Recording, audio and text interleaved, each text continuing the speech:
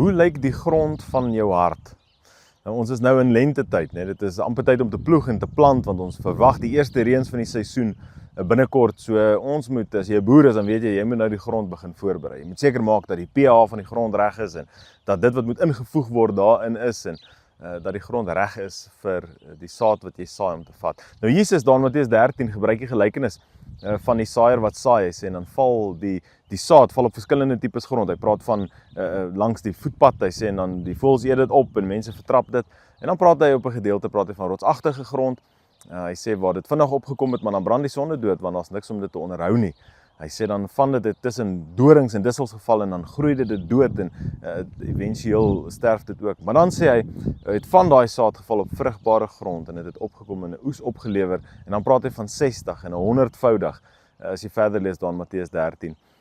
Die vraag vandag is, hoe lyk my en jou grond? Wat is die kondisie van die grond van ons hart? Is dit vrugbare grond?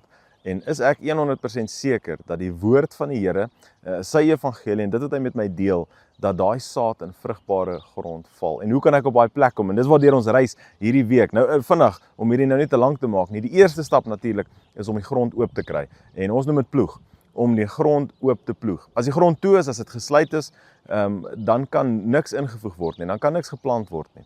Soms het die lewe ons hard gemaak, ons hou ons grond toe, en ons sê, ag, al groei daar net dubbeltjies, dis okay, daarom trap niemand op ons nie. Maar as die grond nie oop is nie, dan kan daar nie gesaai word nie. En ek glo die grootste ding wat die grond toehou, is trots.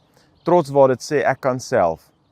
Ek kan op my eie, ek is self-made, ek het nie mense nodig nie, ek het nie die Here nodig nie, of ek gaan self my bes probeer, maar ek het nog nie my lewe oorgegee aan Christus nie.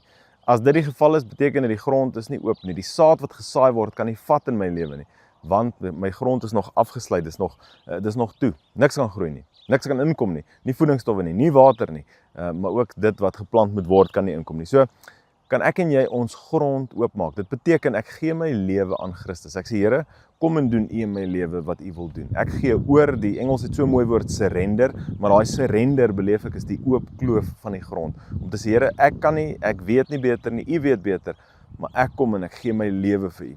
En ek wil hê U moet kom doen in my lewe dit wat U wil hê, dit wat U van my soek. Laat U wil in my lewe geskied. Ons bid dit maklik, ons sê dit maklik, maar dit is die eerste stap vir my en vir jou om ons grond oop te kry. So is my hart vir jou vandag, dat ek en jy vandag die Here vertrou, en maak dit vandag jou gebed, en ek sal saam met jou bid vir dit. Kom ons bid saam. Here, ons dankie dat ons vandag kan sê, Here, ons weet dat U vir ons goeie dinge beplan. U wil vir ons goeie dinge hê, en saam met dit, kom ons en ons sê, Here, ons is oop, ons is ontvanklik, ons is gereed, Here, vir dit wat U in ons lewens wil kom saai, Here. Mag U kom en kom oop kloof, Here. Maak ons gereed, berei ons voor, sodat ons veel vrug kan dra. Ons eer U daarvoor, in Jesus naam. Amen. Dankie dat jy saamkuier, ek sien uit om jou môre te sien, selfe plek, selfe tyd, tot dan.